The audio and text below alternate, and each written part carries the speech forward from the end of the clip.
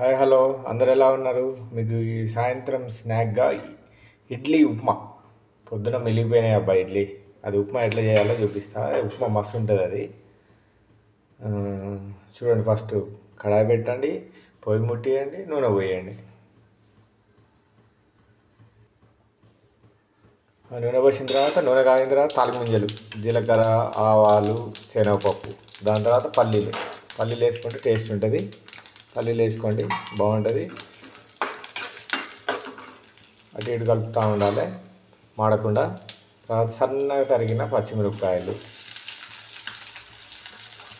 అది వేసిన తర్వాత సన్నని మంట మీద, మంట ఎక్కువ పెట్టుకుంటే మాడిపోతాయి.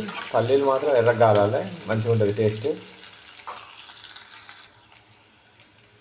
అట్లా మగ్గిన తర్వాత ఉల్లిగడ్డలు వేయాలి.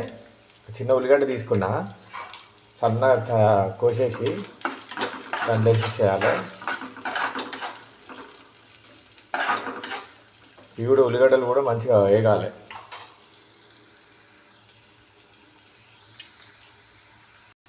ఉల్లిగడ్డల తర్వాత క్యారెట్ వేయాలి, సన్నది. క్యారెట్ వేసామంటే కొద్దిగా కలర్ఫుల్ ఉంటుంది, టేస్ట్ కూడా ఉంటుంది.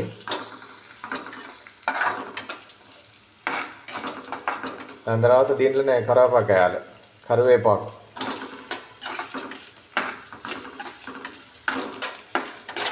ఇట్లా మంచిగా కలవాలి. ఇవి కలిసిన తర్వాత సన్న మంట మీద పెడితే మంచిగా ఎగుతాయి, ఎగేదాకా ఉండాలి. ఇప్పుడు ఈ తాలింపు మగ్గిన తర్వాత ఏం చేయాలంటే, పొద్దున మిగిలిన ఇడ్లీ ఉంది కదా, ఆ ఇడ్లీ ఉప్పు వేసుకొని అంత మొత్తగా చేసుకోవాలన్నమాట. పొద్దున ఇడ్లీ ఎందుకంటే సాయంత్రం ఉంటే లైట్గా పుల్లగా అవుతుంది అనమాట. అది చేసేదంటే ఆ పులుపు మీద టేస్ట్ ఉంటుంది అనమాట. ఇట్లా వేసుకున్న తర్వాత ఆ ఇడ్లీని కలుపుకోవాలన్నమాట మంచిగా. ఈ సన్నని మంట మీద చేసుకోవాలి. ఆ ఇడ్లీ కింద అంటుకోకుండా కలుపుతూ ఉండాలి.